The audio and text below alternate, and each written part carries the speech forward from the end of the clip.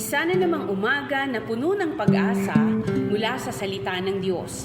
Halina at makibahagi sa ating umagang pagbubulay, pagpapalakas at pagpapatatag sa ating pananampalataya sa Panginoong Hesus. Mula sa Section 6 ng Southern Tagalog District Council of the Assemblies of God, tayong lahat ay magkaisa sa pagpapalagong espiritual.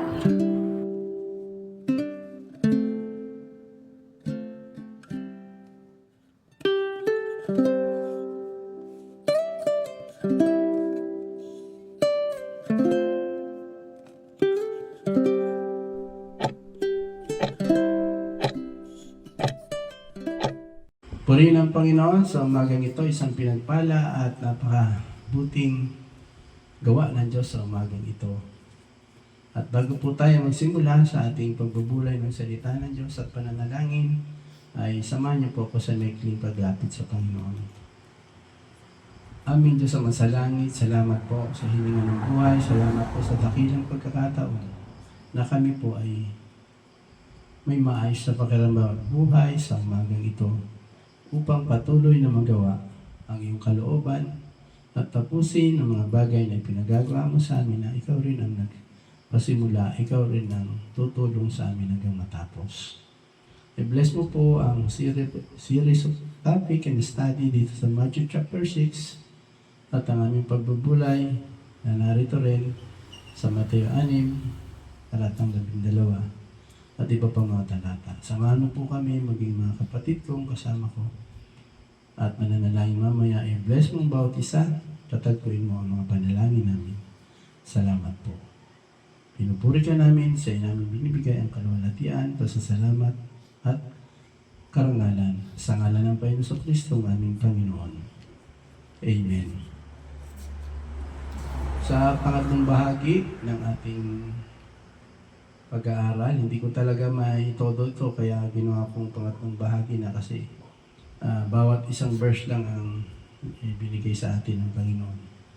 Nung nakaraan po, unang-una pang pag-aaral natin sa Mateo 6 ay nagsimula tayo sa verse 9, ay sinabi ron, ang ating Ama ay nasa langit, dapat sambahin ang kanyang pangalan. Pangalawa, sa verse 10, ikaw nawa ang maghari sa amin. At sa verse 11 tayo nung nakaraan, sa verse 10 pa rin B, ay sundin nawa ang iyong kalooban. Ngayon sa pangatlong bahagi, pupunta na tayo sa verse 12. Ang pamagat ng ating pag-aaral ay patawarin mo kami sa aming mga kasalanan, kagaya ng pagpapatawad namin sa mga nagkakasala sa amin. Pwede naman nating paikliin lang. At patawarin mo kami sa aming mga kasalanan. Yan po ang pamagat ngayon. Babasahin ko na yung Matthew chapter 6, verse 12. At patawarin mo kami sa aming mga kasalanan, tulad ng aming pagpapatawad sa mga nagkakasala sa amin. Amen. Pinagpala ng Diyos ang kanyang salita at mga salita niya pa na ating pagbubulayan maya-maya. Pag nagpe-pray tayo, hindi rin po tayo dapat nagpe-pray na, Lord, bless mo po ako, Lord, pagalingin mo po ako, Lord, pengin ito, Panginoon, Panginoon. Kaya nga ang tawag sa kanya nung iba Panginoon hindi na Panginoon. Dapat, sabi ng Panginoon ito sa kanyang mga unang mga disipulo na naging mga apostol, ay marunong tayo magpatawad kung paano tumatanggap din tayo sa ating Ama sa Langit ng kapatawaran. At sinabi rito, patatawarin natin lahat ng nagkakasala sa atin. Wala tayong paborito o wala tayong ayaw patawarin. Kasi kung ano lang ginagawa natin sa ating kapwa, yun din ang ibabalik lang ng ating Ama sa Langit. Kaya mas maganda, hindi dapat ito isang pakiusap, kundi it is God's command o utos ng Panginoon sa umagang ito na yung mga hindi pa nakapagpapatawad yan sa kabilang bahagi na kinalalagyan nyo anuman ang inyong lugar, yan man kayo kalayo at kalapit, ay magpatawad na. Ang panalangin ay kinakailangang may kinalaman sa mga kasalanan at kusang pagpapatawad sa mga gumagawa at nananakit sa atin. Kaya dapat, pag nag-pray tayo, wag yung lagi-lagi na lang. Wag na natin lalagyan ng ganun. Alam niyo ba kung yung lagi-lagi ay isipin natin, maraming tao, hindi na lang natin natatandaan, lagi rin natin nagagawa ng kasalanan. Kaya kung atin sasabihin, lagi-lagi na lang patatawarin, kaya namimihasay. Mga kapatid, hindi rin yung pagpapatawad. Tapos magpapatawad ka mamaya, tapos kasasabi mo lang ng ganun. Hindi rin tayo nung nagpapatawad. Kasi sabi nga ng Panginoon kay Apostol Pedro, hindi ko nabubuklatin. Tinanong siya ni Pedro, Panginoon, ilang beses po dapat patawarin ng aking kapatid kung nagkasala sa akin at nagpunta sa akin? Baka 7 beses ba? Sabi ng Panginoon, hindi ko sinasabing makapito, kundi makapitumpumpung pito, 70 times 7. Hindi 7 times 7 equals 21 lang. Yung 7 times 7 equals, yung 70 times 7, 490 yun. Times. In one day yun, kasi nang usapan lumapit si Pedro, bakit? May nagkasala na ba sa atin ng 100 beses ang araw? Wala eh. Kasi sabi, Panginoon, ilang beses ko pagtawarin na yung kapatid kapag nagkasala sa akin sa araw na ito. Hindi, makapitong beses pa. Hindi ko sinasabing makapito, kundi makapitumpung pito. Ibig sabihin, sukdol, hanggat kaya mo, hanggat dapat mong patawarin, hanggat nakakaranas tayong magkasala, dapat tayong magpapatawad. Amen. Babasa natin yung kasunod na talata nito para hindi na po maraming pangusap na idugtong. Sa Mateo 6:14. Mateo 6 verse 14, sapagkat kung pinapatawad ninyo ang nagkasala sa inyo, patatawarin din kayo ng amang nasa langit. Yan, di ba?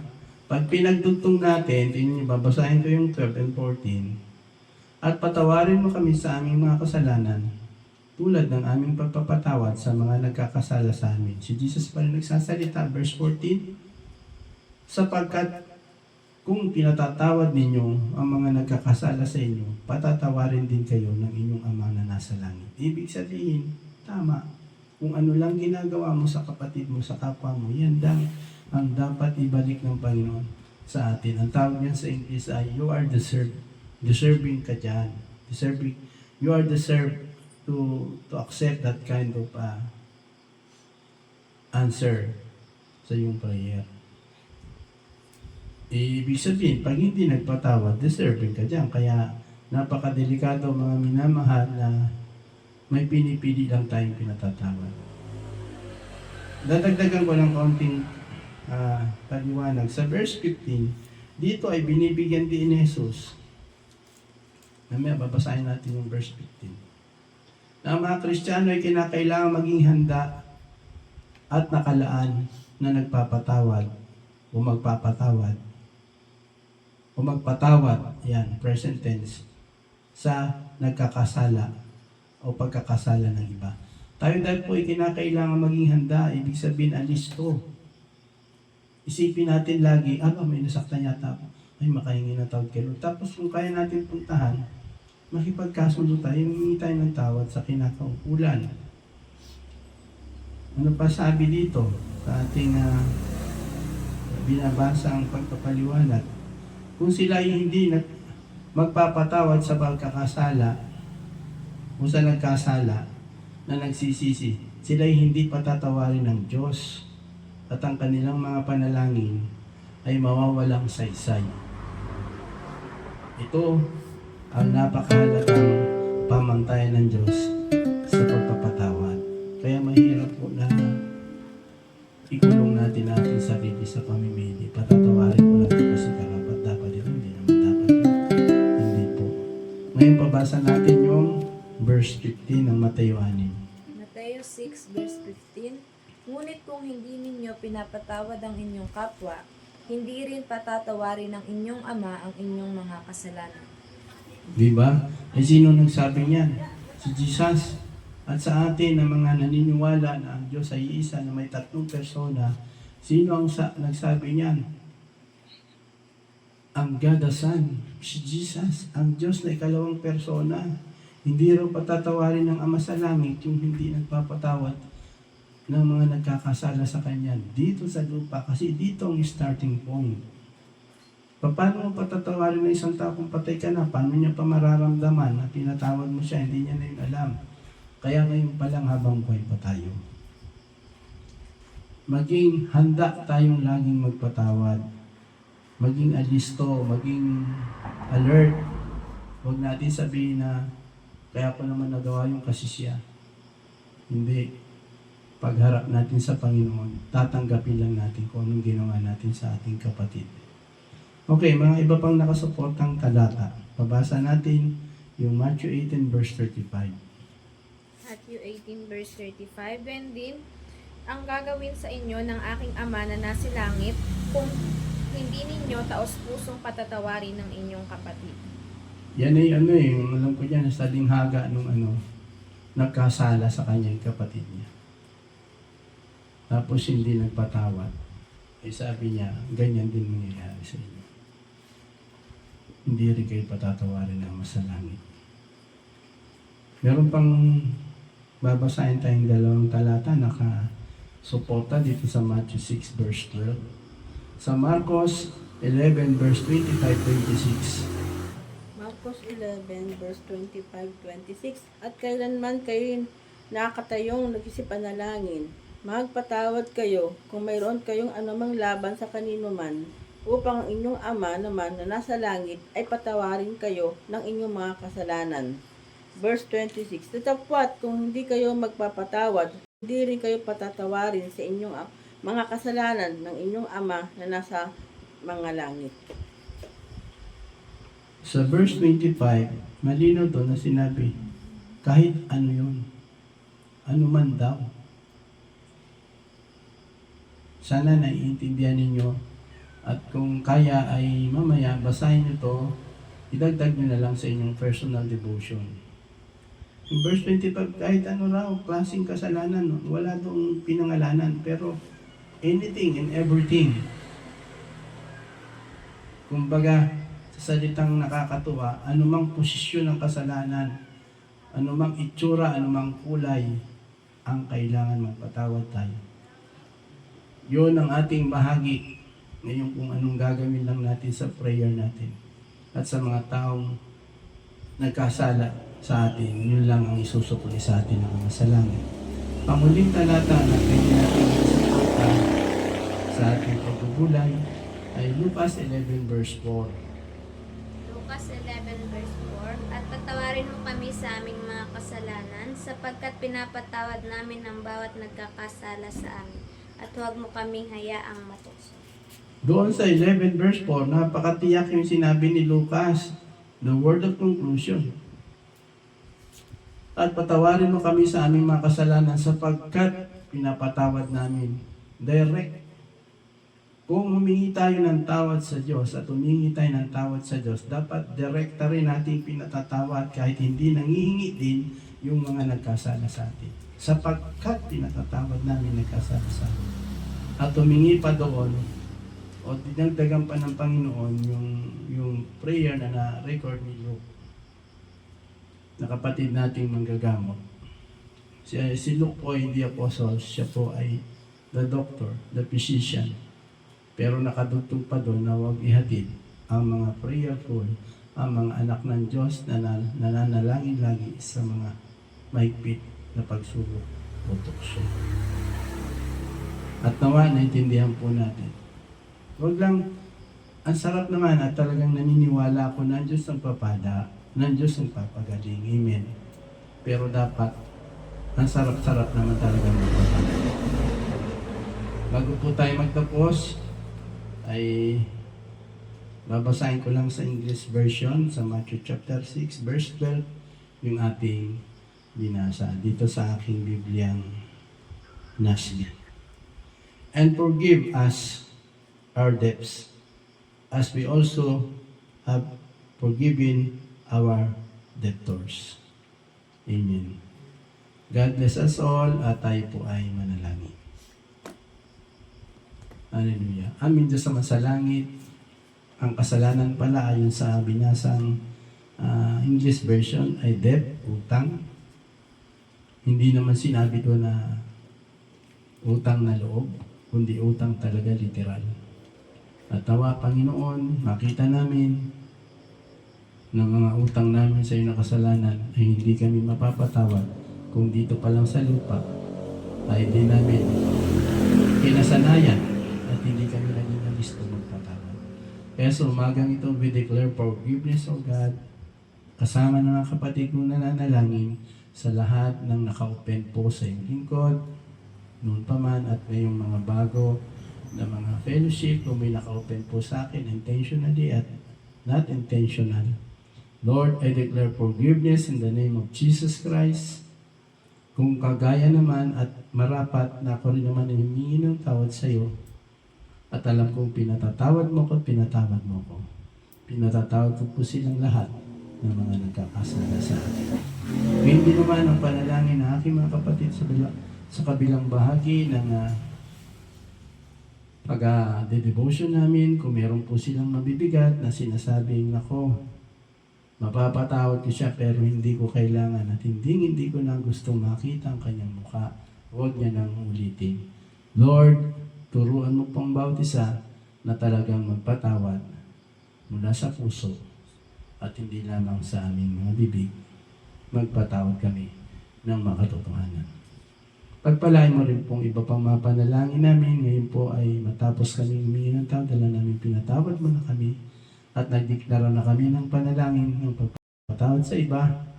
Lord, dumadako po kami sa panalangin para sa pangangailangan ng lahat ng kapatid na kasabay kong nananalangin, yung mga pastor man ng Assemblies of God, di man sila pastor ng denomination ng Angel, lahat po na nakapaloob sa body of Christ. Lord, we pray covering protection in the name of Jesus Christ. We pray, Lord, na i-bless mo po ang mga personal prayer at mga corporate prayers na ginagawa sa mga churches. Hindi man namin alam ang kanilang mga prayer requests. Isang Diyos ang tumutugon nito. Salamat po. I-bless mo po ang mga nakatataas sa amin in nature ng authority ng protocol sa buong Assemblies of God, sa Philippine General Council ng Assemblies of God, sa aming General Superintendent down to the second level at lahat ng bumubuo ng leadership at ng tinatawag na executive leadership.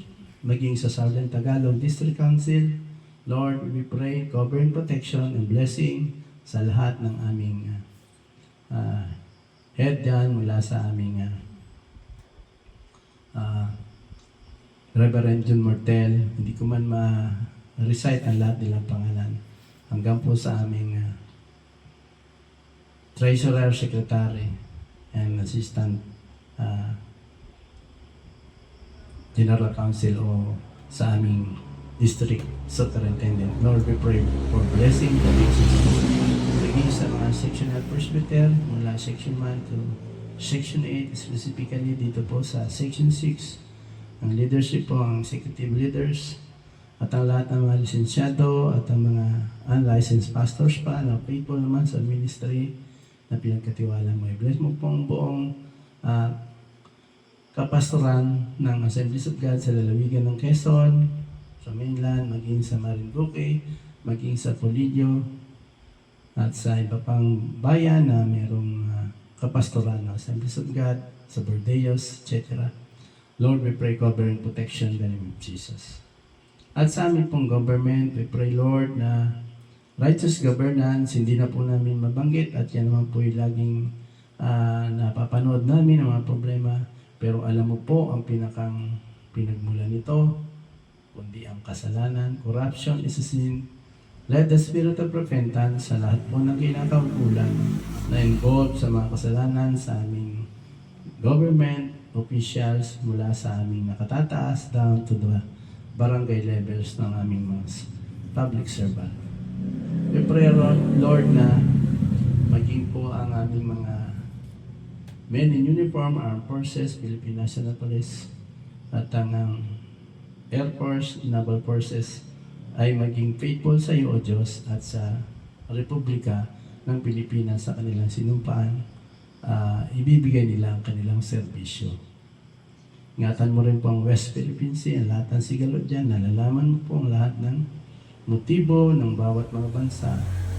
Lord, Thy kingdom come, Thy will be done, O God, on earth as it is in heaven. Idepensa mo ang Pilipinas. Ang Pilipinas at ang karagatan nito, ikaw nag-design sa iyo po ang buong archipelago.